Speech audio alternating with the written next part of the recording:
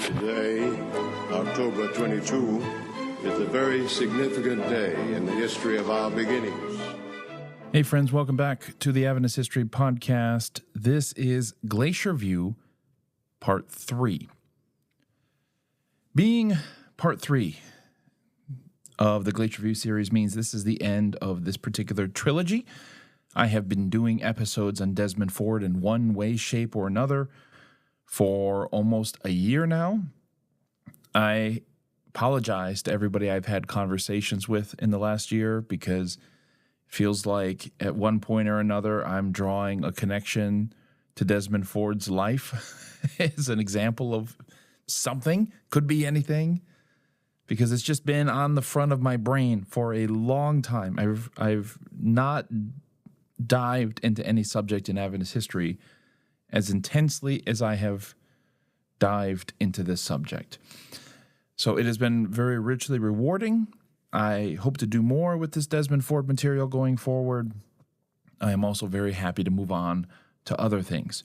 This is going to be the final normal episode of Season 2. We will have another episode next month called Epilogue, and that's basically just going to kind of deal with some of the issues and personalities that emerged after Glacier View all the way until the relatively recent past. And so we're going to tie some things together, like what happened to Robert Wieland and a little bit more of, what happened to Des Ford after Glacier View and these sort of things. So do stay tuned. I want to repeat because I think people have been prone to misunderstand this point. The podcast is not ending. Season 2 is going to end. Season 2 is going to end. And then I'm going to go back and redo Season 1. It's a good idea for you to get on to our website and sign up for the newsletter, because you're going to find out all of the things that are going on, all the plans, all the projects, everything that we're looking forward to doing there. You can find out a little bit about what's going to happen with Season 3, bus tours, just things that I've read on Adventist history that I think are interesting and worth sharing. It's totally free. You can go sign up for that newsletter at AdventistHistoryPodcast.org. Okay. We are covering, in this episode, we're covering Thursday and Friday at Glacier View. The first episode covered Sunday and Monday. Second episode covered Tuesday and Wednesday. Now we're going to cover Thursday and Friday. Friday, of course, being that really pivotal day. But let's start with Thursday. The theme for Thursday morning study time was the role of Ellen G. White's writings in doctrinal matters. The study groups wrestled with what I thought were some good questions, such as, what is the authority of the writings of Ellen G. White in the interpretation of the Bible? If she says that Jonah did something, if she said that Jonah's, like the fish was really a giant salmon, is that what Adventists are meant to take as the gospel truth? Is that just her opinion? What do we do with that information? How authoritative are her writings? So, okay, that's one question. Another one was, is the authority of Ellen G. White sufficient to establish a doctrine in the church if there is no explicit biblical support for it?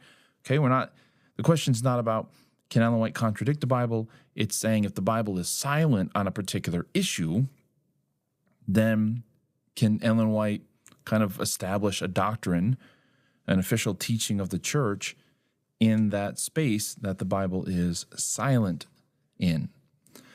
Anyways, like I said, some good questions for these study groups to discuss. Now, not many people know about the theological consultation, which took place right after the Sanctuary Review Committee was done at Glacier View. This consultation involved many of the same people who were on the Sanctuary Review Committee, and at these meetings, Ron Graybill of the White Estate noted that, quote, one of the most important questions confronting the church today is how much and what kind of authority Ellen G. White should have, end quote. At the theological consultation, Neil Wilson was asked the hypothetical question, what does one do if 12 theologians agree on a biblical interpretation against Ellen White's interpretation of the same biblical material?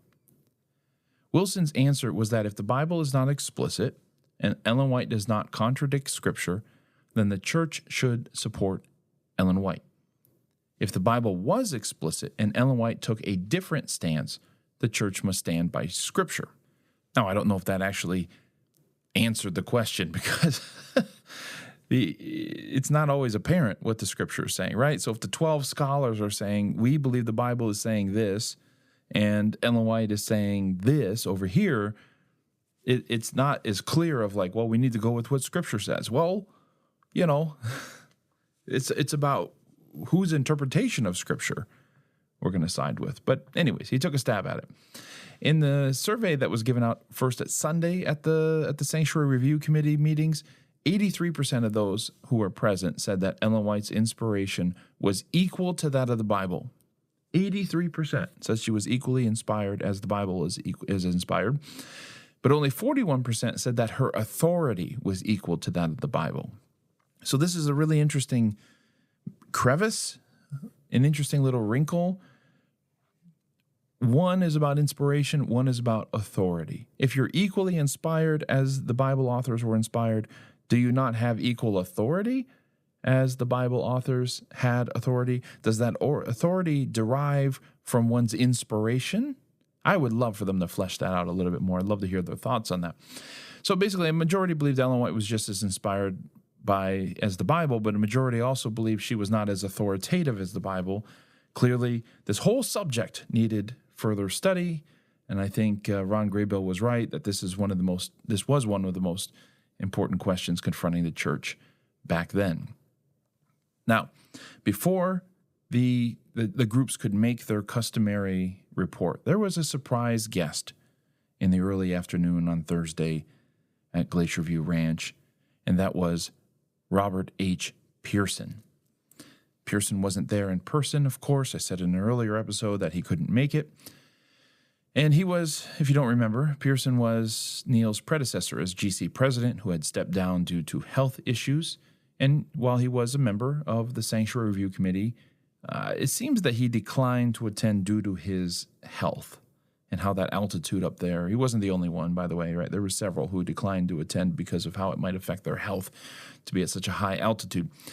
Neil asked Clyde Franz, a retired General Conference secretary, to read Pearson's letter. Now, Wilson's choice to have this letter read was one of the more controversial, perhaps consequential decisions at Glacier View. Was Wilson, in having this letter read, putting his thumb on the scale at a critical moment when the pro-Ford camp was feeling pretty optimistic about how things were going? More on that in a little bit. Now, it should be clear why many people would suspect that Pearson's letter was an act of foul play. Pearson hadn't been present. He hadn't heard Des's answers during the Q&A or participated in the study group discussions. Pearson represented a pre-Glacier View voice, and so reading this letter implied that his voice, as a member of this committee, was equal to those who were actually in the study groups, who had thick discussions and earnest prayer and had conducted serious Bible study at Glacier View Ranch. What were people hoping that Pearson would be able to offer to the members of the Sanctuary Review Committee who actually showed up at Glacier View? Now, many assume Wilson wanted to read the letter in order to support his own agenda at Glacier View, but we have to at least consider the possibility that if the letter was a political move, it was Pearson playing the politics.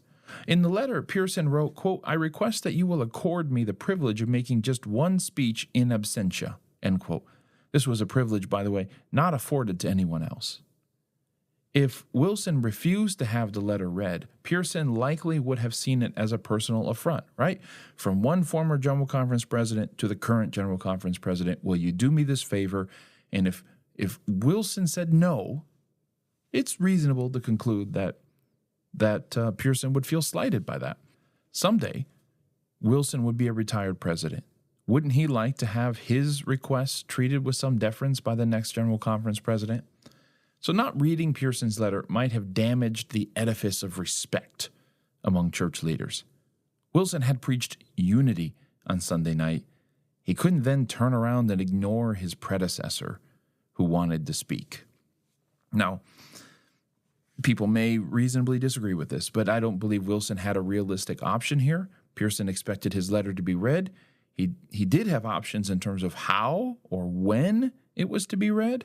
If he didn't like the position that Pearson had put him in, Wilson could have had it read maybe after the evening meeting when fewer people might be present. He could have offered a disclaimer to let people know how he feels about the letter, saying something like, "We respect Elder Pearson, but we need to keep in mind that he isn't present and isn't up to date on everything we've been discussing." Okay, he had options. If he wanted to disagree with the letter, there were gentle ways of making that clear. If he wanted to support the letter, there were gentle ways of making that clear as well. But I don't believe that not reading the letter was really an option for Neil Wilson. And then there's the question of, why didn't Neil Wilson read the letter himself? Why does he have Clyde Franz read it? Was having someone else read the letter a way of distancing himself from it?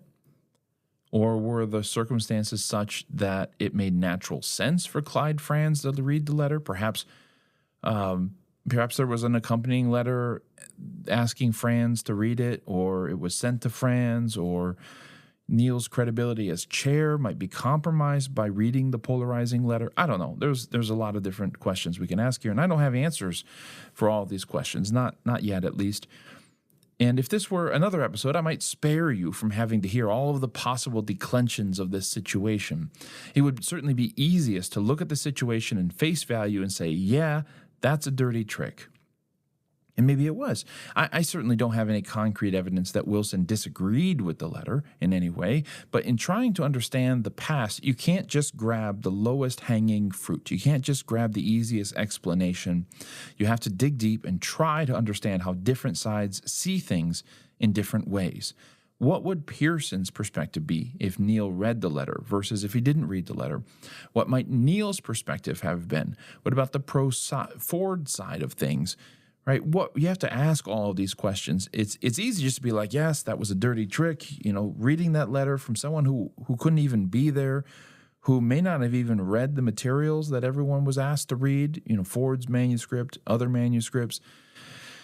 What value was that going to add? And instead, it's just like, now we have two General Conference presidents perhaps pressuring us to go a certain way.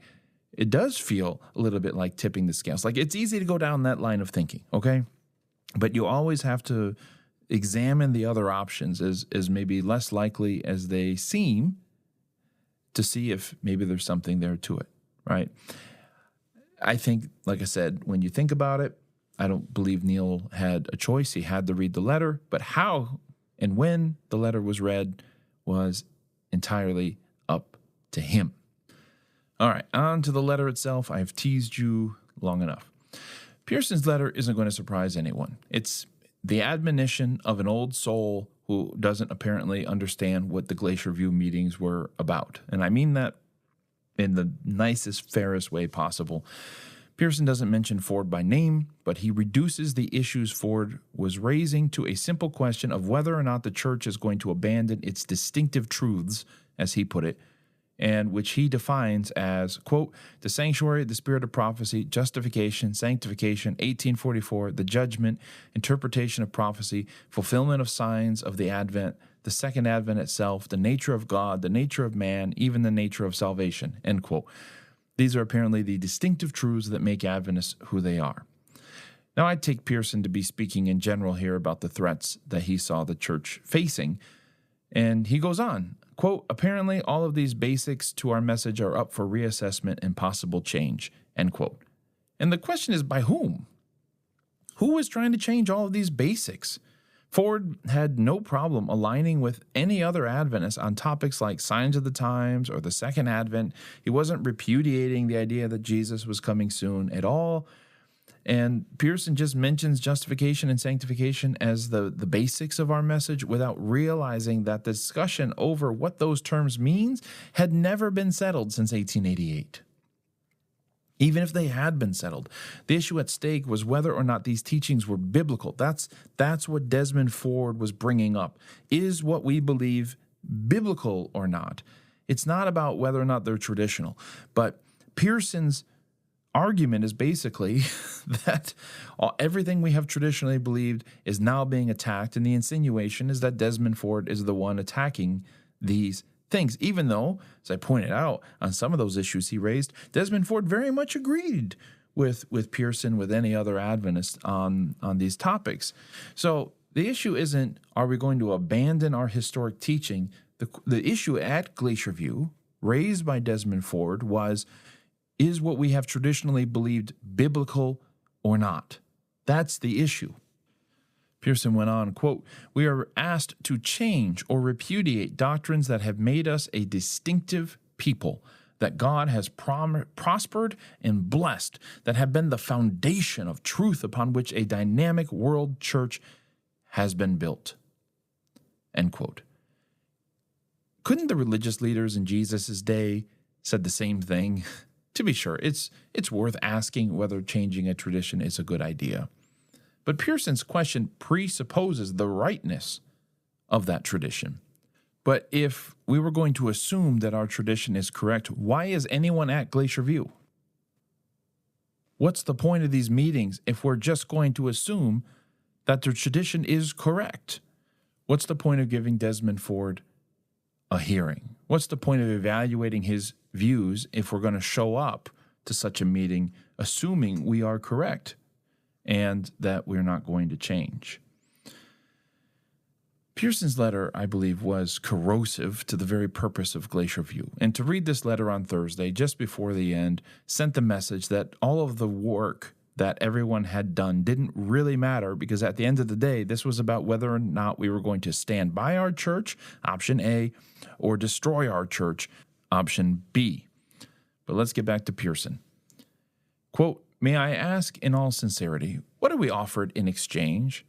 If I have read some papers right, we are offered a new doctrine of original sin, a Calvinist predestination, a life of spiritual defeat, a sad conscience, and freedom from embarrassment among our evangelical friends.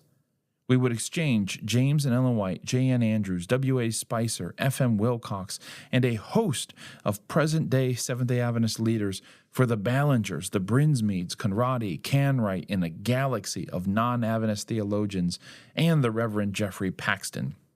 Brethren, I protest. Are we going back into Babylon from whence we have been called?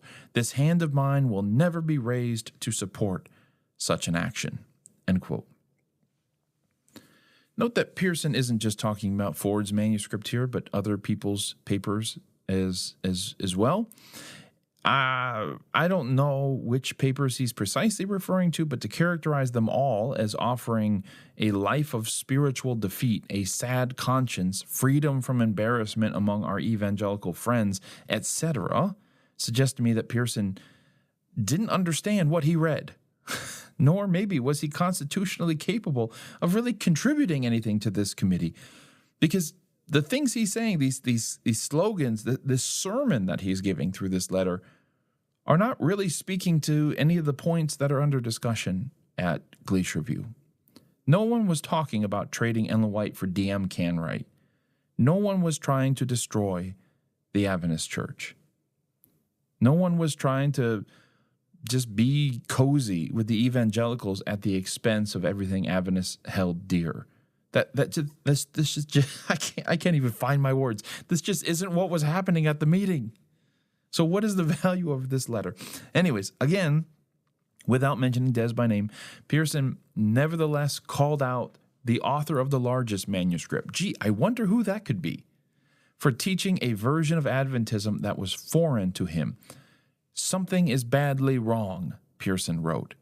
Pearson was rankled by Des's claim that many other teachers and preachers had believed and taught as he had on the investigative judgment. Pearson wrote, quote, "It's morally and ethically dishonest to accept financial support from a Seventh-day Adventist treasury while undermining the faith held by our church. If a person is not in harmony with the fundamental beliefs of this church, he or she needs to be honest enough and honorable enough to reveal this fact in a forthright Christian manner and withdraw to a climate in which he feels comfortable.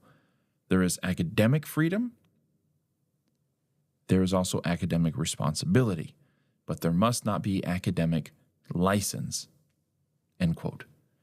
Insinuating that Ford was morally and ethically dishonest must have been a chilling accusation that once again begged the question, if this were true, why are we even here?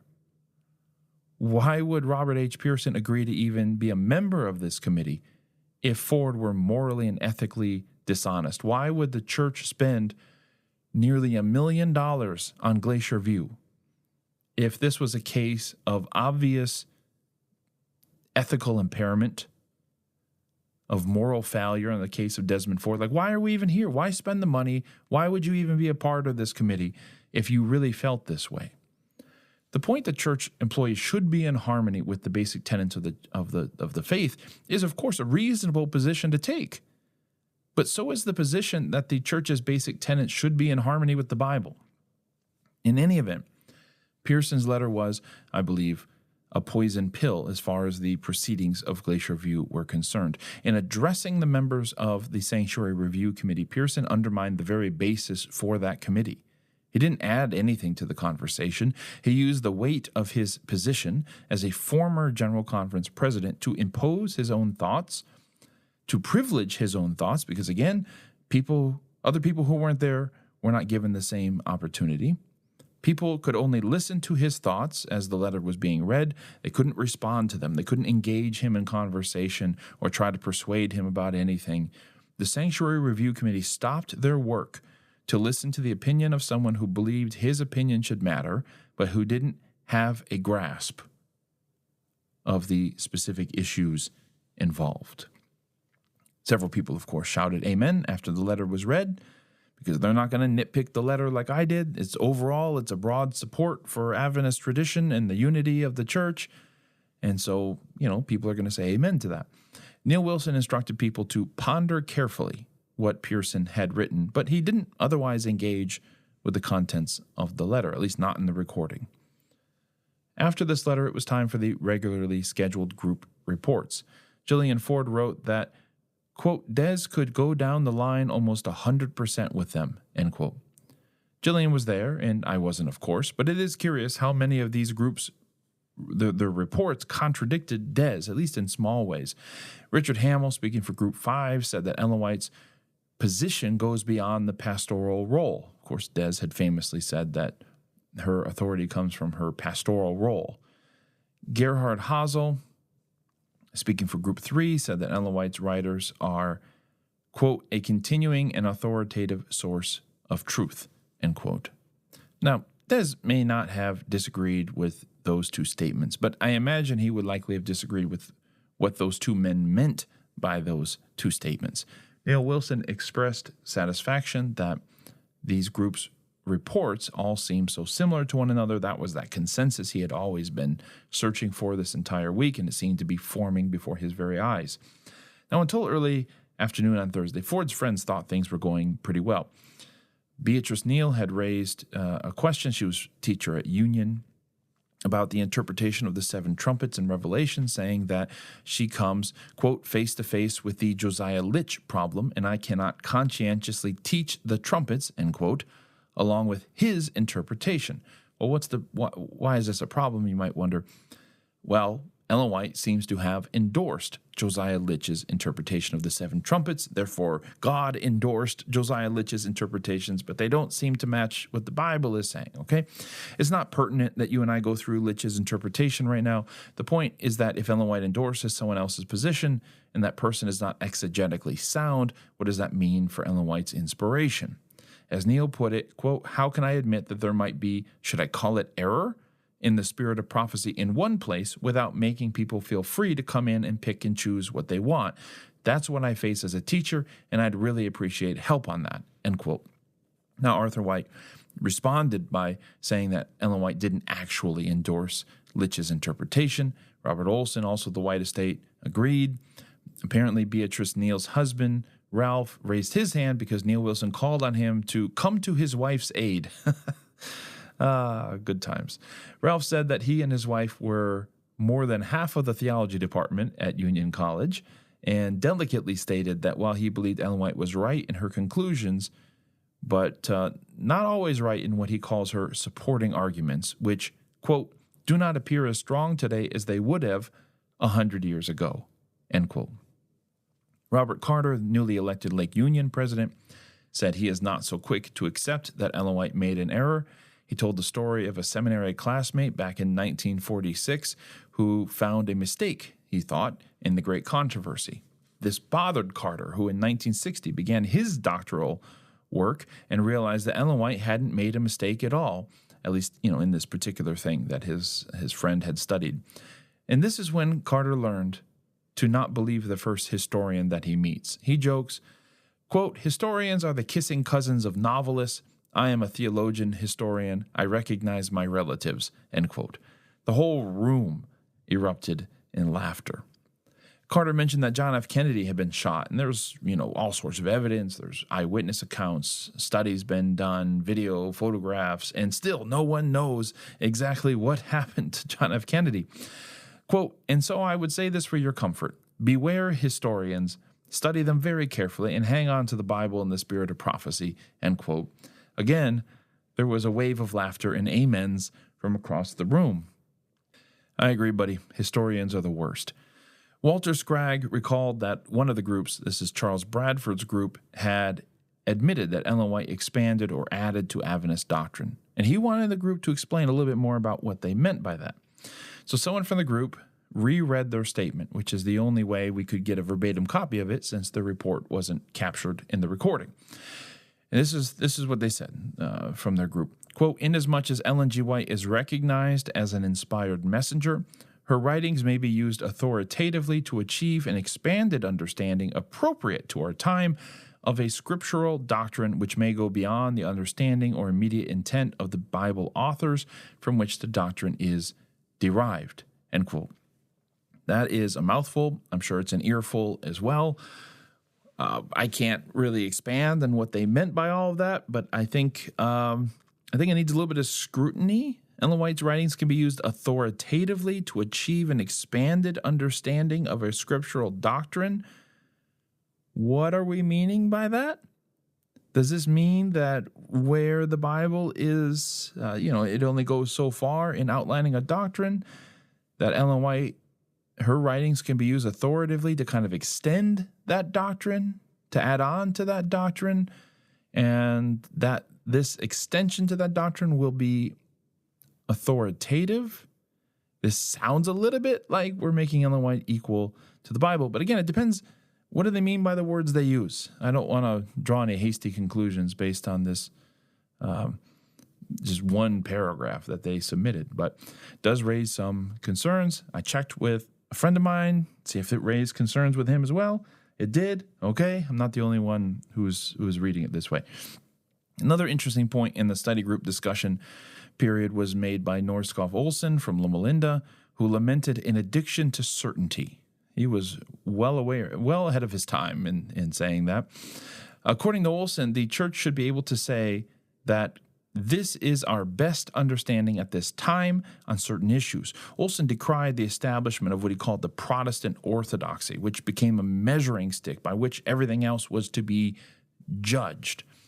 If you will permit me to try and develop his comments a little more, it seems that this Protestant orthodoxy he speaks of is something of an official or unofficial consensus where major Protestant leaders come to agree that X, Y, and Z is the orthodox position, and then they begin to hold other people to that, even without necessarily a formal statement. And to Olsen, this represents a kind of creed and results in theological stagnation. So to put this in an Adventist context, what are we talking about here? It's when tradition kind of becomes de facto codified.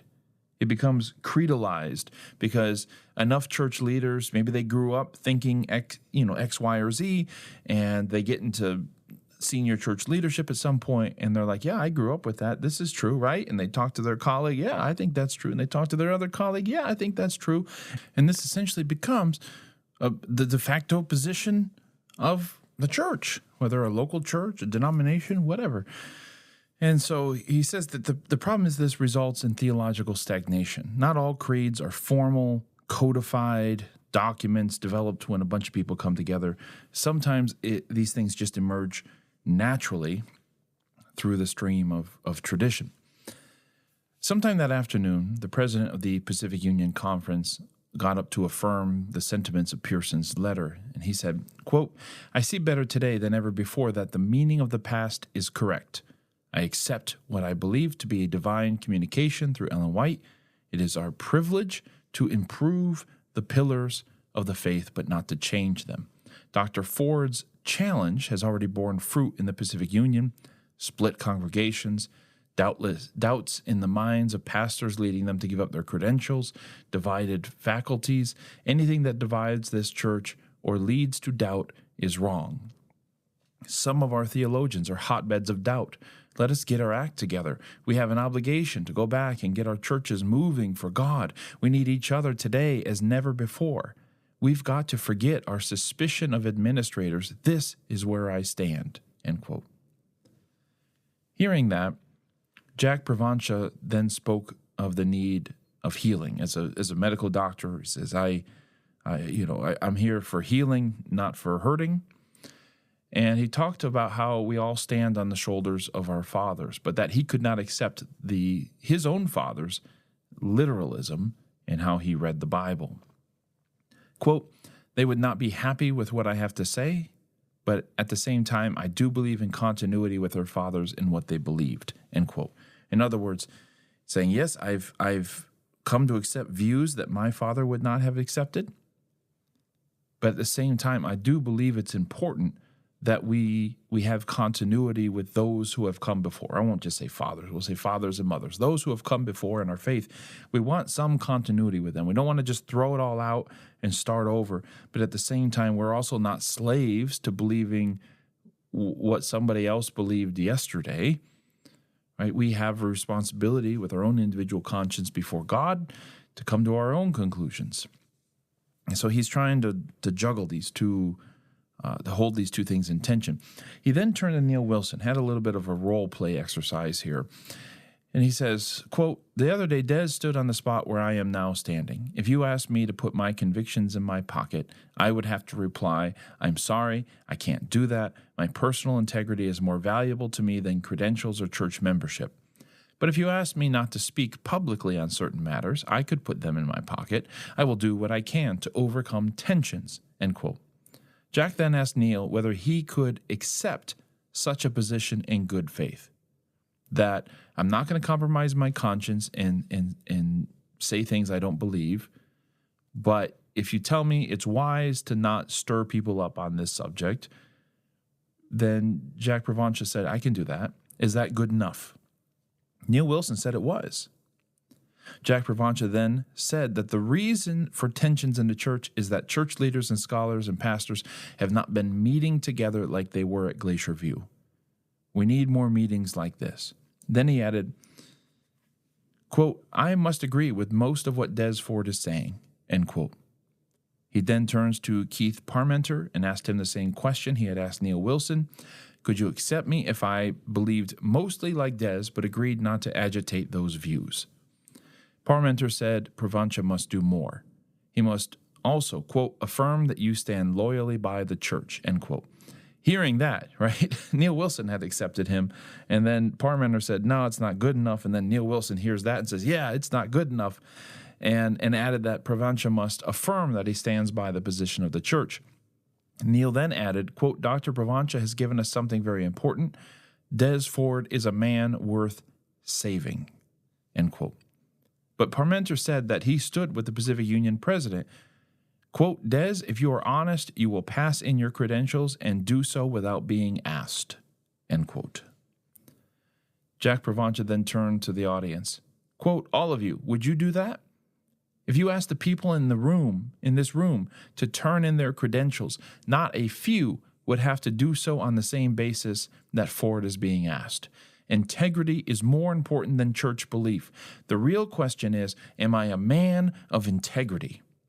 If you brethren can't think more about healing, surely there must be other ways of dealing with this. I could not sell my soul in order to be a member of the Seventh-day Adventist Church," end quote.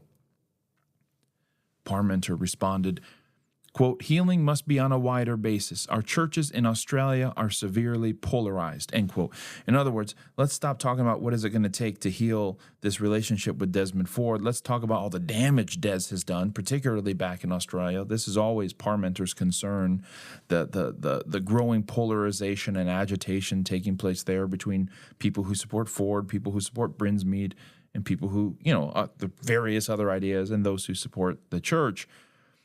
What is it going to take to heal those churches, right? This is what Parmenter is basically trying to say. We have to deal with Ford so they can be healed. Jack shot back, quote, this meeting is bigger than Des Ford. We need to find a way of keeping this broad spectrum of thought together. We need something that will keep us together, end quote. In other words, this broad spectrum of thought, like we all have various ideas. What is going to keep us together so we don't just splinter and everyone just becomes their own personal denomination, right? Des picked up on what Jack was laying down, and he said, no one believes everything the church teaches. Great or small, everyone has a point at which they disagree with what the official teachings are. And so on that basis, Des said, everyone should be excommunicated. Parmenter responded by saying that, quote, the patient himself must help in the healing process. I agree with Neil Wilson. We will work closely with the General Conference and accept their advice. Now, what does Parmenter mean by that? The patient himself must help in the healing process. This is the frustration that church leaders, Parmenter, Neil Wilson, among others. Neil Wilson actually expressed this in his Tuesday outburst against Des, that Des needs to do more to distance himself from Robert Brinsmead, needs to do more to calm some of his supporters down and keep them aligned with what the church is trying to do. And so, Parmenter is saying, if you guys want healing, like, goodness, Des needs to be somebody who helps calm the situation down in Australia, not making it worse. Now, Neil noted that on Friday morning, they were going to deal with two documents. One would be a response to Ford, and one, he said, was for public consumption. So let's get to Friday morning. Neil began Friday morning with a devotional from the story of Solomon about the need for wisdom and largeness of heart. He took some prayer requests. Of course, there were no study groups on Friday morning, and so we had a little bit of time to deal with a devotional and some prayer requests and things like that. Bert Holoviak raised his hand and said, quote, I can't think of a time in our past history when the leaders of our church will need greater wisdom than they'll need in the next several hours, end quote. We'll get to what he's alluding to soon. Neil also told members of the Sanctuary Review Committee that some members got little to no sleep last night. Given that Friday was the final day, the members of the small subcommittee set up to draft documents were up late. The screening committee didn't finish until midnight. A couple of others went until 2 a.m., perhaps members of the drafting committee. I don't know. The screening committee should have gone second, but whatever. Duncan Eva had to get the documents printed, so he drove to the Boulder Sanitarium at 4:40 a.m. Whew. Talk about those documents here in a couple minutes. Neil also noted that the results of the second survey were interesting. This is the same survey that had been handed out Sunday evening when the Sanctuary Review Committee was situated. And now the same questions were asked on Thursday to see if there had been any shift in people's views over a week. After listening to paper presentations, after attending study groups, after hearing Des's Q&As, conversations in the hallway, has there been any change? And I think this was a really interesting instrument. I'm glad that they had the foresight to set this up.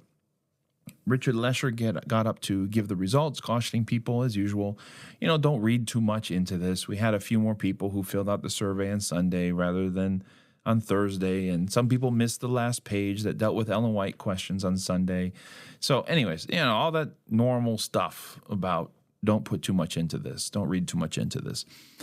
The bottom line with the second survey, the results of the second survey, was that on nearly every question, the members of the committee moved towards the traditional church teachings and away from Desmond Ford. I'll give you a few examples. Question 4 was about whether the year-day principle is supported by the scriptures or not. On Sunday, 73% said it was biblical. On Thursday, 88% said it was biblical. Question 7 was about the 2300-day prophecy and when it ended. On Sunday, 67% said it pointed only to 1844. You'll recall Des had said that 1844 was like a secondary fulfillment, not the original intent of the prophecy. So 67% said it only pointed to 1844 on Sunday. On Thursday, the number had climbed to 79%. On question 11, 77% of the committee members said that the investigative judgment was supported by Scripture. By the end of the week, that number had climbed to 85%. Neil Wilson was very pleased by these results. This is very, very encouraging, he said, characterizing the support for Ellen White's inspiration in particular to be almost unanimous. Well, how do we account for this shift throughout the week? What caused the, say, 10 or 12 or 13% of committee members who seem to have moved towards the traditional interpretation? Did Neil Wilson's scolding of Desmond Ford on Tuesday have any effect here? Was it the Pearson letter that had been read Thursday afternoon? Was it the time that they had to consider Des's arguments and realize that maybe his arguments weren't persuasive? Or did this shift reflect the reality that nature doesn't love a vacuum, that the longer these questions lingered in the air and with no chance of resolving any of them, well, people don't like a situation with less certainty and less stability, and so they closed ranks to maintain the status quo because at least some order of any kind is better than chaos. It's better than anarchy. Looking back, it's clear that a shift in the survey responses didn't mean that the hole that Desmond Ford had torn open in the Adventist universe had been healed by the end of the week. That hole was still there. It's just that for whatever reason, many of those undecided voters, people who had chosen option C or D, decided to ultimately get behind the traditional views. And then the documents were brought out. Okay, we generally talk about two major documents at Glacier View. There's the consensus statement and the 10-point critique. Let's just call them that. I'll probably use synonyms, statement, document, whatever. Let's deal with the consensus statement first. The consensus statement was really two documents, one on the ministry of Jesus in the heavenly sanctuary and one on Ellen White and her inspiration. The consensus statement, composed of these two documents, was meant to be a synthesis of what the study groups reported based on their meetings on Monday, Tuesday, Wednesday. There we go. I'll eventually learn how to get the days in order. Bill Johnson and Fritz Guy were the main authors of the Heavenly Sanctuary document, not the doctrine, while the Ellen White one was written by others. The Christ in the Heavenly Sanctuary document presented itself as an elaboration of the Dallas Statement. That is the fundamental belief voted at the Dallas GC session 4 months prior. It reaffirmed the 2300-day prophecy ending in 1844, as well as the year-day principle. Nevertheless, the document represents a subtle but important change in how Adventists articulate the sanctuary doctrine. In any theological topic, you have these many little crossroads at which you have to choose a direction that will influence your ultimate destination. In this case, what does the phrase within the veil mean in Hebrews 6? What is the meaning of the word nitzdak in Daniel 8? We've talked about that a little bit when we dealt with the Ford Guiding Committee, I believe, and earlier in these Glacier View episodes. The Christ in the Heavenly Sanctuary document interprets this phrase to mean, that is, within the veil, to mean the most holy place, as Desmond Ford did. And when it dealt with nitzdak, it also makes the same interpretation that Desmond Ford did, that the word should most likely be translated as restore, that is, the sanctuary is restored, not cleansed. At another crossroads, how was the sanctuary defiled? Was it the sins of God's people, as Adventists had traditionally taught, or was it the wickedness of the little horn? As Desmond Ford said, the document sides with the little horn view. The fact that this consensus document was almost unanimously approved by the members of the Sanctuary Review Committee makes the whole Glacier View saga just more confusing. The survey shift during the week meant that those who believed the little horn alone defiled the heavenly sanctuary actually went down, okay? Beginning of the week, 23% said it was the little horn alone. By the end of the week, 19% said it was the little horn alone. And yet this is the view in the consensus statement that, I don't know if it was absolutely unanimous, but almost everybody adopted this statement saying this represents my views. Now, I say that the consensus statement mostly pushed that view because it had a tendency of speaking out of both sides of its mouth, and I don't necessarily mean that in a bad way. When you're trying to draft a consensus document, you're trying to accommodate as many views as possible and hope that you're not going to have these internal contradictions. And it tried. It did its best to pull in from all different directions. And, of course, in doing that, you can't really go into much detail because the deeper you go into detail, the less consensus you're going to have. So, yes. So what I'm saying is even though the consensus document prioritized this little horn interpretation of, or it prioritized restore instead of cleanse in Daniel 8, it doesn't mean it was the only option it was pushing. There's room for people to see their views in this document. I guess that's what I'm saying, and that's what made it a consensus document. Still, on balance, the document remains an important and really ignored document in the history of the Adventist theology of the sanctuary. Bill Johnson himself noted that how it handled the phrase within the veil, quote, marks a large shift from the pioneer's understanding, end quote. When it came to the idea that the little horn alone polluted God's sanctuary in Daniel 8:14, Johnson said this was the first time an Adventist had officially published this view. Go figure.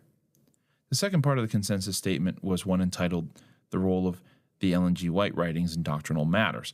This document was a few paragraphs long, and it likewise mixed traditional views with some maybe newer views or newer ways of expressing those views.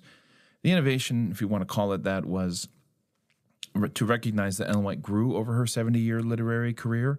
This was one of Des Ford's points, that we should perhaps privilege her later, more developed thoughts when we interpret her. And while the document doesn't say that explicitly, it does lean in that direction. Overall, it's a fairly balanced statement. It's only a few paragraphs long, so, how detailed could it get? And after being read, these two documents comprising the consensus statement were discussed, and the first question was whether the consensus statement was an official General Conference document. Neil doesn't answer this directly, but he does say that you can be guided by this document. Great. There was a lot of haggling over specific language. Leslie Harding didn't like that the document said that the year-day principle was not an explicit biblical teaching, but it has biblical support. How can a thing not be biblical but be in the Bible? He preferred the phrase not explicitly declared but implicitly discoverable, which is okay. About an hour was spent editing the consensus statement in this way, and it was eventually voted by the committee, almost unanimously. So like I said, these two documents form the consensus statement. They're on the internet. You can read them if you want. And Des had no problem agreeing with the consensus statement. Now, if you want to get into the weeds, I'm sure he'd find things to disagree with. But in general, he says he could live with the consensus statement. So that means everyone shook hands and went home, right? Glacier View was over. We all agree with the consensus statement. Victory. Well, as I said, there was a second document, which is usually referred to as the 10-point critique. At Neil Wilson's discretion, he appointed 6 people to study Des's manuscript and highlight areas where Des's views stood apart from the traditional Adventist views. One of the authors of this document was Jim Laundis, pastor at Sligo Church, but he had no idea it might be used against Des. The 10-point critique was read to the Sanctuary Review Committee on Friday, but Des wasn't present because he and Jillian had been asked to leave the room while the document was read. And no one was given a copy of this document. It was considered to be provisional, not final, and so it was just read to them, just letting them know, here are 10 areas where we think Desmond Ford disagrees with what the church teaches. I'm not going to go through the 10-point document in detail because at some point it just feels like we're talking about the same arguments and the same objections over and over and over again in these episodes, but it is worth summarizing a part of it for you. The document said some nice things about Des, but the first critique was that he took things out of context in his manuscript. No examples of this were offered. The authors objected to Ford's interpretation of within the veil and his apotelesmatic principle, and in believing that Antiochus Epiphanes was a fulfillment of prophecy, and so on. The 10-point document was never voted on by the Sanctuary Review Committee, nor does it reflect their work during that week. What its role was meant to be was unclear. Fritz Guy asked if this 10-point document could be used as the basis for determining orthodoxy. Neil Wilson said no, the document would not be used in that way. The consensus statement had just been adopted, to which everyone could agree, and you could say it was the goal of the 10-point critique to show where everyone couldn't agree. Going forward, it was the 10-point critique, not the consensus statement, that would stand out. Later on Friday morning, the members of the committee turned to talking about how this whole thing was going to play out when they get home. One person asked Neil, "How will the tape recordings be made available to us?" "How will the what?" Neil asks. "The tape recordings." Neil responds, "Oh, you're not going to get a copy of that." He goes on to explain that the tape recordings are not going to be put in the archives where people, like researchers, could access them. They're going to be placed in the president's office. And of course, if anybody there wants to re-listen to them, they're more than welcome to do that. But clearly, the barrier to getting access to them was going to be one of the most tightly guarded things that are in the possession of the General Conference. Now, of course, I've listened to them. Later on, they were moved down to the archives. But just this is the status these tapes had for quite some time. The group voted to thank the camp staff who served them and who kept up the rooms and all these sort of things. And Neil pronounced that this has been a wonderful meeting. He promised that there will be more meetings like this in the future on an ongoing basis. And that made me laugh because, well, he specifically said, "And you won't have to wait 50 years. Fun fact, dear listener, it's been 45 years at the time of this recording, and we haven't had another meeting quite like Glacier View. Before folks started leaving Glacier View Ranch, Neil gave them a timely reminder. Quote, "I do want to remind you also that the immunity that you were granted at the first meeting is soon to run out. From now on, you will be held accountable for your teaching and preaching and writing." End quote. Everyone laughed, which means, well, I guess I don't know how nervous the laughter was. Okay, maybe it was a little bit of gallows humor. Then Neil asked for prayer for Des, Jillian, and Luke. They prayed for them and for other things, and the Sanctuary Review Committee ended at 1 p.m. on Friday afternoon. But that isn't the end of the Glacier View story.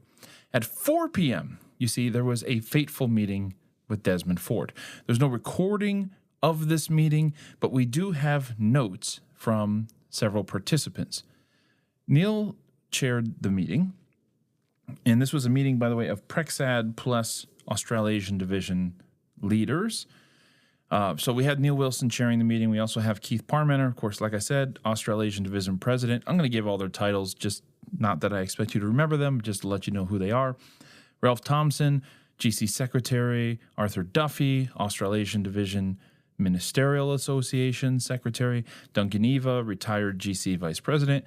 Charles Hirsch, GC Education Director. Charles Bradford, GC Vice President for North America, which later became the NAD President. That role eventually became the NAD President, is what I mean. Of course, Des Ford was there. Bob Spangler, who was the GC Ministerial Association Secretary. And Francis Wernick, who was a GC Vice President as well. They met on the third floor assembly room in Glacier View Lodge. Jillian initially came to the meeting as well and left shortly after it began. She'd come back with about an hour left in the meeting, but she missed, I think it was a 2.5 or 3.5 hour long meeting. I can't remember now off the top of my head. But anyway, she would eventually come back. Curiously, and I love this detail, before the meeting began, everyone's pulse was checked. And in case you're wondering, because I know you're just dying to find out, Dez's resting heart rate was 64 beats per minute.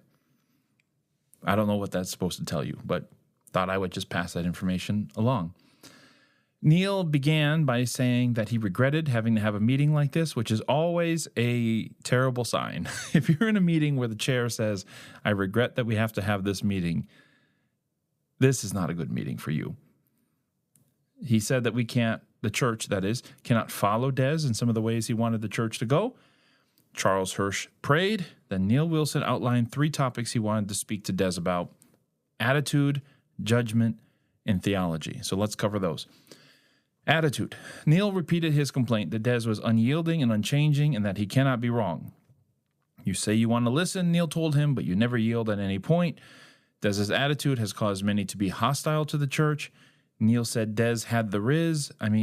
He was charismatic, and he compared Des to Jim Jones.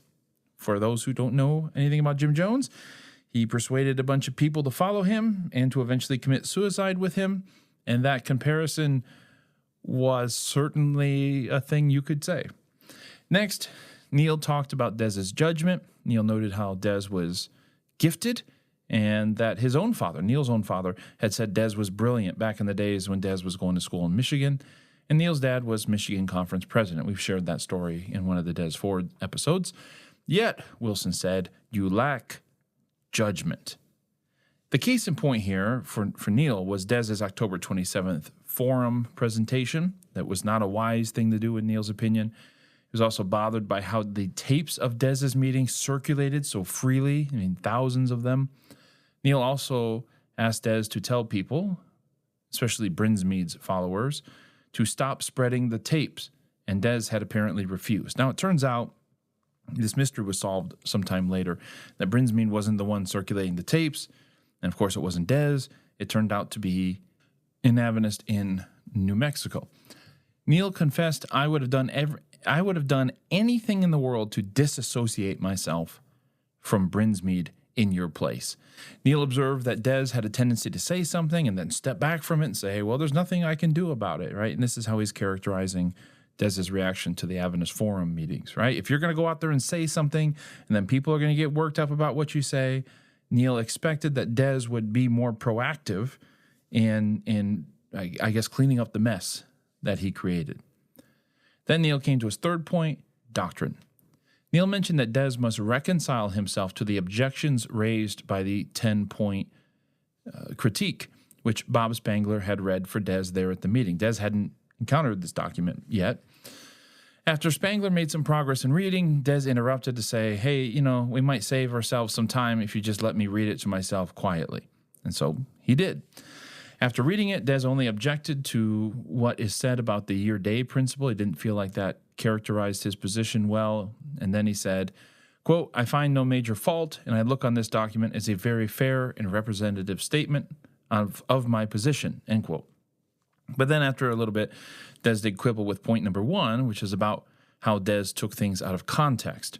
Bob Spangler said that during the Ford Guiding Committee days, the group had offered several examples of things that Des had taken out of context, and Ford repeated his usual complaint that the Guiding Committee hadn't really offered any substantial critiques, except for one by Gerard Domstedt, which, by the way, everybody misspells his name. I think I've seen his name misspelled more incorrectly, right, than I have seen it spelled correctly. When it either in the Guiding Committee days or at Glacier View, it feels like nobody knows how to spell his name. And Gerard, if you're listening to this, I'm sorry. I just want you to know in my notes, I have spelled your name correctly for whatever that's worth. Anyways, Spangler repeated that they had offered examples of Ford pulling things out of context, and Ford hadn't addressed any of their points, right? This goes back to him not listening or wanting to change. And perhaps sensing that this line of questioning wasn't going anywhere, Wilson said he was also troubled that Ford didn't distance himself from Brinsmead as perhaps he ought to have. That seemed to be Parmenter's cue to pick up the argument, and so Ford's deposition began. I say it's a deposition. It feels like a deposition where you've got people sitting around the table just grilling him. So here we go. Parmenter said that Des refused to reply when asked where he differed with Bob Brinsmead, and to tightly paraphrase Parmenter, the results of your ministry had been to bring division and tension in the church. Parmenter mentioned that some out there believe that Ford helped Brinsmead write his book, 1844 Re-Examined. That's the one that caused Des to give his forum presentation. Brinsmead's next book, Judged by the Gospel, was expected to come out later that month, and Parmenter wondered if Des had worked with Bob Brinsmead on this book too. This line of questioning just shows, I think, the complete erosion of trust here, the lack of relationship between these men, because I think, why would you give voice to the rumors and conspiracy theories that are out there among the membership when you have Des's number on speed dial, right? Like how is it that your relationship is so poor, you're like, hey, some people out in the field are saying X, Y, and Z about you, and I don't know if it's true or not. Like, how have you not had an avenue to check these things firsthand with Des, right? Well, Des said he already had Brinsmead's forthcoming new book and denied that they were colluding together to destroy the church. Then it was Charles Bradford's turn. He said he remembered some early meetings with Bob and John Brinsmead and how their problem wasn't so much theological as it was that they refused to submit to church authority. Bradford confessed that he had a feeling of déjà vu because his own father had been treated shabbily by the brethren but remained a faithful Adventist and didn't join a separatist group led by James Humphrey back in the late 1920s, early 1930s. Francis Wernick then took a turn and noted that Des stands apart from the church on these 10 points, right? Let's refocus our conversation here. Des agreed, but made sure to note that the church itself had changed in how it understood the sanctuary since the early days. For example, they had moved from talking about Jesus' ministry in the heavenly sanctuary as happening in 2 rooms to just talking about 2 phases. In other words, right, this idea that there's a literal structure in heaven. Des is saying the church has moved away from that belief, just slowly, almost imperceptibly, switching the language that they use to reflect that new understanding. And so, accordingly, the church, Ford said, has moved closer to me and further from the pioneers. Wernick was sharp and realized that Ford was alluding to the consensus statement, which we have noted had taken some turns not previously taken by other generations of Adventists. And indeed, in some ways, it was a little closer to Ford, even while it still affirmed traditional Adventist importance of the sanctuary doctrine. Well, Wernick affirmed that the consensus statement was no shift away from the church's historic positions whatsoever. Otherwise, he said, he could not have voted for it. And several others spoke up and said the same. And it just makes me wonder, what is the value of a consensus statement when everyone thinks it affirms their views? It's telling me that all of these folks are interpreting the consensus statement as agreeing with themselves and critically disagreeing with the people they disagree with, right? They didn't see this document as supporting Desmond Ford at all, and Desmond Ford saw this document as very much supporting him and not supporting them at all. And so it just makes me think that they didn't have enough time with this document. The words are there, but it seems people are walking away with different understandings of what the words mean. All right. Well, Wilson then passed the ball to Arthur Duffy for a few questions. Now, Duffy picked up on something Des had apparently said about Brinsmead, that Brinsmead was a gadfly sent to sting a complacent church into reassessing some of its beliefs, right? In other words, Des is not affirming that Brinsmead is doing everything right, but maybe God is using him to push the church to do things that they need to do. So Duffy asked Des if he saw himself as a gadfly too. Well, Des declined to own that label, but he was blunt. Quote, prophets make mistakes. Ellen White was mistaken in many things. The pioneers were wrong in many things. Church leaders have failed to face up to these wrongs, end quote. Duffy responded, do you think that censure and blame against church leaders is the way to correct things? And Des backed off a little bit. He conceded that, yes, you're quite right. This isn't the right way to seek change. But he did stick by his original assessment that church leaders had failed to honestly face reality, that the reality that some of the things the pioneers believed did not stand the test of good biblical scholarship, and that leaders had a responsibility to lead the church towards a surer biblical foundation. Well, Duffy insisted that church leaders did the best they could, given what they faced, and then focused on what Des was wanting the church to do, to drop the investigative judgment and then the 2,300 days and the cleansing of the sanctuary in 1844. Once the church does that, Duffy asked, will Adventists be happier? Will all of our problems be fixed? Are we going to go into the promised land? And again, Des conceded that this would be a hard thing for the church to accept. You can't just say, hey, as a result of Glacier View, we all agree now, let's get rid of the sanctuary. It's not going to work that way. So Des said, I think the most important thing is to have a conversation about the nature of inspiration regarding the sanctuary, nature of inspiration as far as Ellen White is concerned especially. Duffy then noted some Ellen White quotes where she said in one instance that the sanctuary truth they had held for 50 years was the truth. These were prophetic statements, Duffy argued. Why did Des not deal with these kinds of quotes in his paper, in his manuscript? Well, Des didn't get into the details here, but he said that Ellen White changed her views on the sanctuary over time and that the church should always be prepared to change for a better position. And I think this highlights kind of where the respective sides are at, where Des did try to wrestle with some of these Ellen White statements, certainly not all of them. But at the end of the day, I don't know that Des felt he needed to wrestle with all of them, because the principle that Des was operating by was that the most important thing is that we're biblical. So I don't know, how to reconcile all of her statements. I'm speaking for him, of course. He didn't say this. He may not know how to reconcile all of her statements, but the important thing is we got to be biblical, right? And then we can figure out, what to do with her later. All right, next up with Ralph Thompson. He asked Des if he was aware that a number of pastors who had been trained by Ford as students at Avondale said that they would quit if Ford leaves. Des insisted he had no intention of leaving the church, maybe the ministry, but not the church. He said reports of these young pastors wanting to leave makes him sad, and that he would write an article urging them not to adopt this position. Thompson then asked, at what point does an individual minister have the right to challenge publicly the teachings of the church? Ford responded by saying there are a number of published articles out there that do not align with church teaching. So he's not the one to break ground here, right? Duncan Eva was next. He focused on the effects of Des's ministry, that there is a greater mistrust, greater tension than has existed before. Des surely has to be aware of that and should help resolve these problems rather than exacerbate them. Eva mentioned the Pearson letter and said that's just one of those things you have to live with for the sake of unity. Quote, we must do all we can to maintain confidence in our leaders, end quote. Eva urged Ford to find a way to distance himself from Brinsmead for the sake of church unity.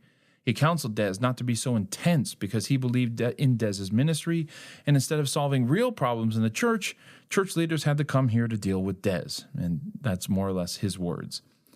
Wilson noted that at this point in the conversation, we're not on the same page here. Well, Francis Wernick then asked if Des would help us with the fallout, as he put it, by which I think he meant addressing the tension in the church that arose after Ford's forum speech. Like, who's going to clean up this mess that you created? Ford said that he would write an article for the Review and that, quote, I am sorry I have caused you so much trouble. You have done the right thing, and I don't blame you, end quote. Keith Parmenter then read a letter he had written to Des. Now, it might sound a bit strange that everyone else had questions for Des while Parmenter brought a letter he had obviously written earlier to read to Des. It was dated August 15th, the day of this meeting, and this was a first draft of this letter. Parmenter had, unlike the others, perhaps had maybe the most responsibility in dealing with Des going forward, and so this letter outlines several questions for Des, and Des's answers would presumably influence what Parmenter and his division would do next.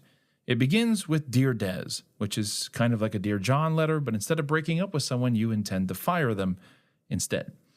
Parmenter admits his own personal affection for Des and outlines the sequence of events that led to this point. It's very clear that this letter was written with the anticipation that it would be printed someday, right? So it's, I personally like you, and here's how we got to this point. It's designed for people to read who may be who weren't involved in the situation, to get them up to speed. And anyways, the questions Des must answer if he wants to remain employed in the Seventh-day Adventist Church, certainly in the Australasian division, he had to deal with these 4 points that Parmenter raised. First, quote, that you are willing to acknowledge that there are several points in your present position on the doctrine of the sanctuary and related areas and the role of Ellen White that are out of harmony with the fundamental beliefs of the church, and you are prepared to suspend these views, end quote.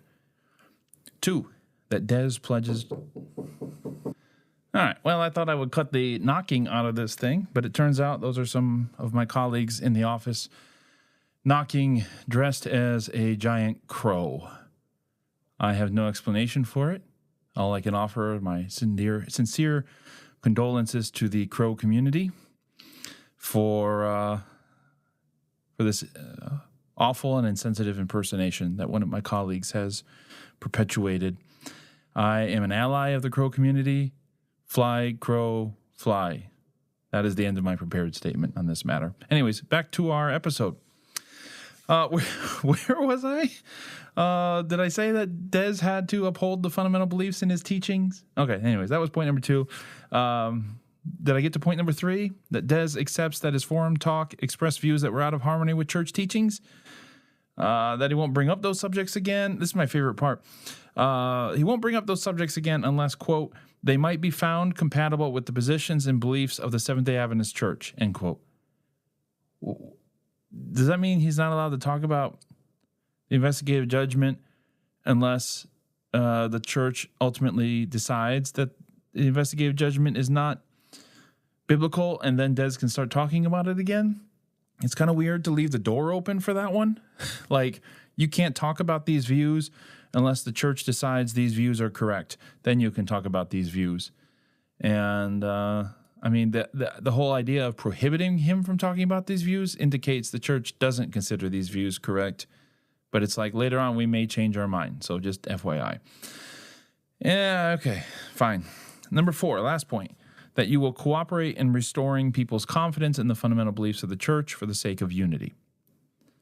Parmenter told Des to think about the letter and respond later.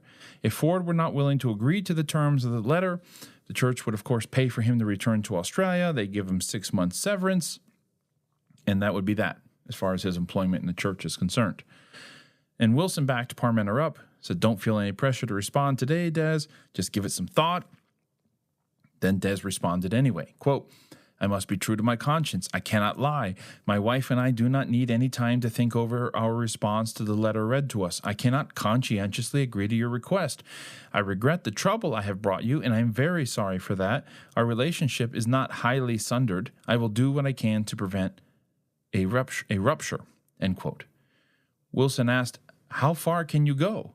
Ford replied, quote, I believe I can still be a blessing to this church. You have done the right thing, and I don't blame you for doing what you are doing, end quote. Wilson, quote, then your statements are more than tentative, end quote. What Wilson was asking is whether Des's views expressed in his manuscript and his Q&A times were his firm convictions, or did they represent his working theory, right? So long as his views were tentative, there was some wiggle room to get out of them. But if they were his settled convictions, then there wasn't much else you can do.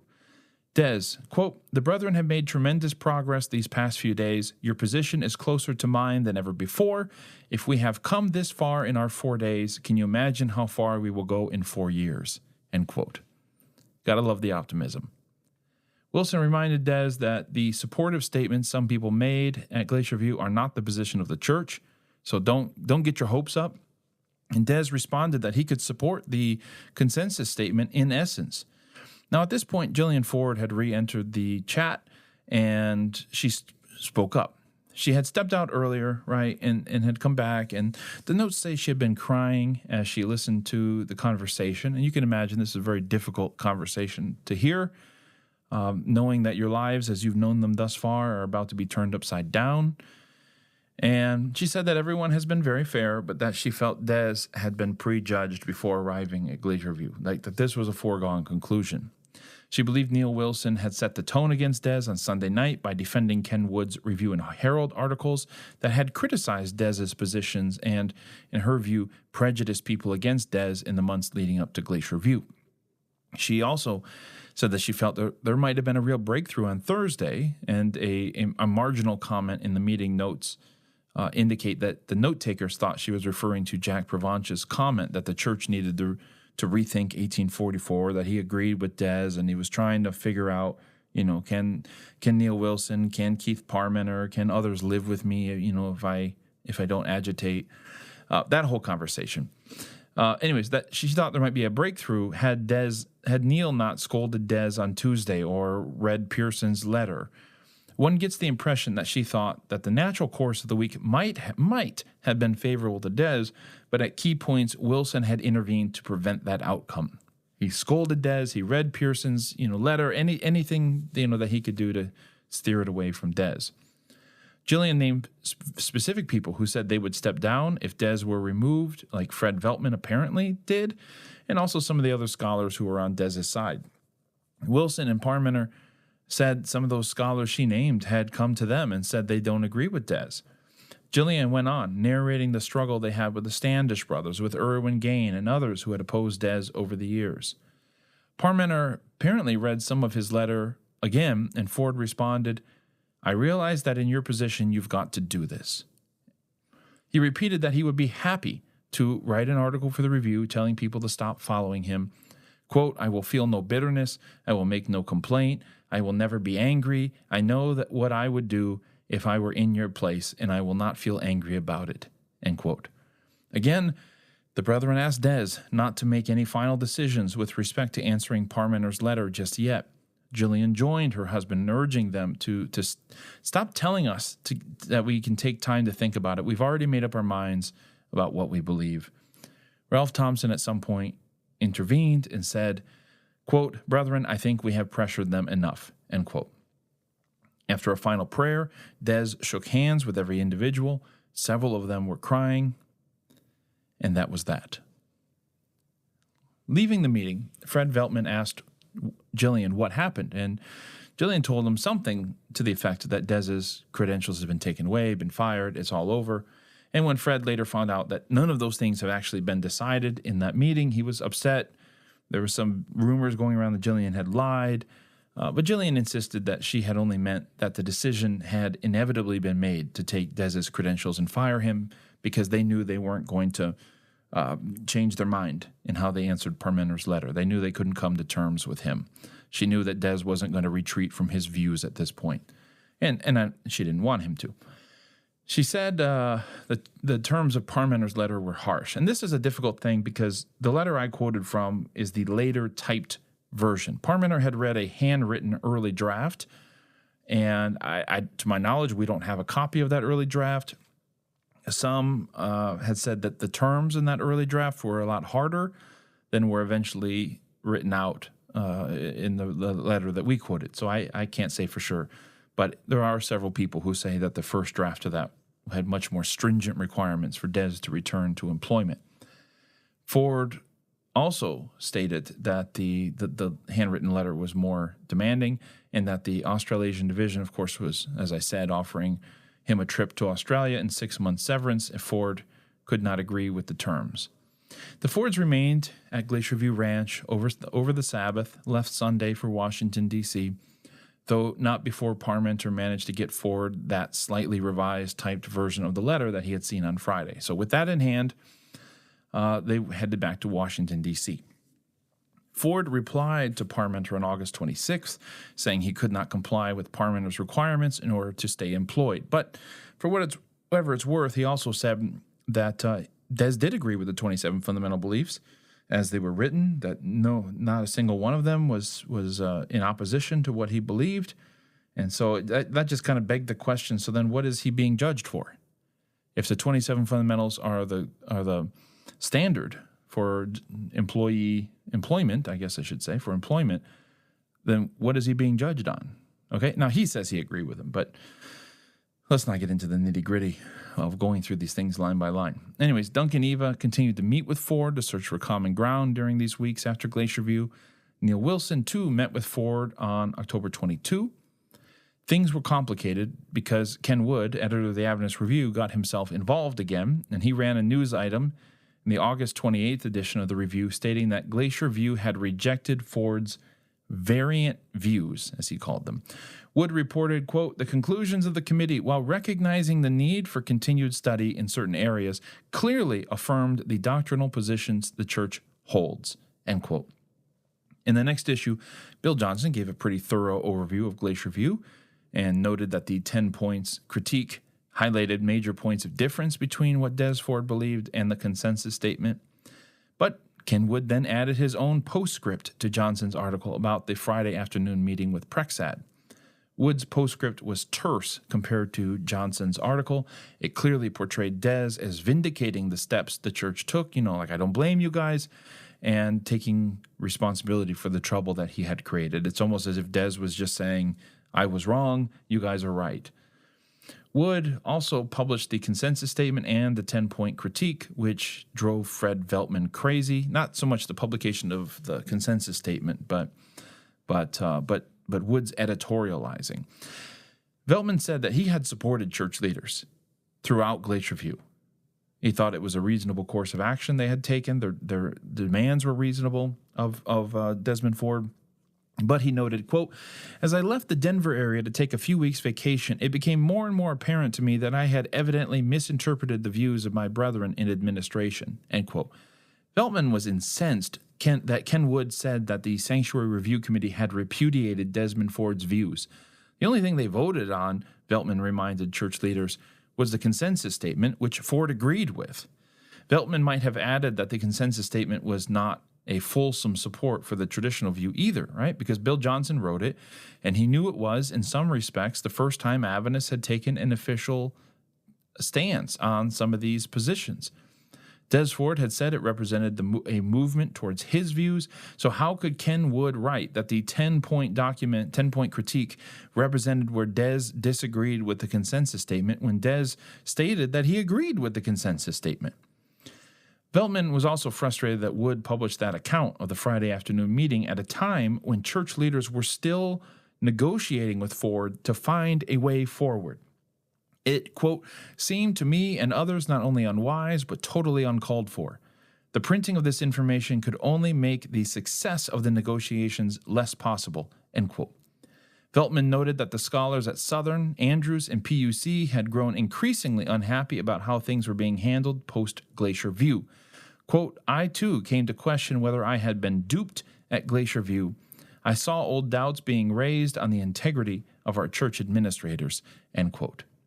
Veltman informed church leaders that the issues Ford raised were not Ford's issues alone. A good number of Adventist scholars shared these concerns. They saw the same problem. Second, Ford was promised a serious review of his document at Glacier View, and he did not get it. Quote, we did not need Glacier View to tell us that Des was presenting certain views that were not in agreement with our historic positions, end quote. Veltman goes on, and I'm going to cover this in an upcoming Adventist History Extra episode because there's a lot more to this letter. I want to talk about other reactions people had. So go to patreon.com/Adventist History Podcast or go to the website and you can subscribe to Adventist History Extra there as well. But he does end his letter with this line, quote, it would be tragic for us as scholars to be quiet now when it appears that our quiet and calm response at Glacier View was erroneously interpreted as consent, end quote. In other words, don't gaslight us on what we did at Glacier View. We were there, and we're not just going to sit by and let someone like Ken Wood say, oh, yeah, all those people at Glacier View, they totally, disagreed with Ford and shot him down and all that. It's like, that's not what happened there. Anyways, on September 1, Ford responded to Parmenter again with an update to his previous letter. He basically pushed back from the idea that he has any relationship to the critics of the church, but he stops short, once again, of naming Brinsmead. He also affirmed that he believed in Ellen White's gift of prophecy. And now PREXAD, the President's Executive Advisory Group, met again on September 2nd and voted to recommend that to the Australasian Division that Ford be given an opportunity to voluntarily resign. If not, they were encouraged to remove Desmond Ford's ministerial credentials. PREXAD argued that the Sanctuary Review Committee had rejected Ford's arguments at Glacier View and that Ford had refused to accommodate himself to the Council of Church Leaders. Ford was notified 2 days after PREXAD's vote. And again, this is the kind of thing that was driving Fred Veltman nuts. No longer needed in Washington, the Fords relocated to Auburn, California, where friends had gotten Des a job as a chaplain. On September 16th, the Australasian Division Committee and the Board of Avondale College took up PREXAD's recommendation, and Desmond Ford's credentials were removed. Des was notified on September 19th. The specific wording was, quote, voted that with deep regret we withdraw Dr. Desmond Ford's ministerial credentials, noting that this does not annul his ordination, and further to recommend to the Avondale College Board that he be relieved of his responsibilities as a minister and a teacher, end quote. One person has called this procedure a credentialectomy, and that was that. In 2000, Ray Cottrell spoke at Loma Linda in Des's honor, saying, quote, "I have been waiting patiently for the leaders in Jerusalem to restore his ministerial credentials. I hope, Des, that you and I will both live to witness that happy climax to your ministry," end quote. That happy climax, as Cottrell put it, would never happen. But there is so much more to Des's life and future ministry as a private member of the Adventist Church, some of which we will talk about in our final episode of Season 2, Epilogue. Thanks for listening. We'll talk again next month.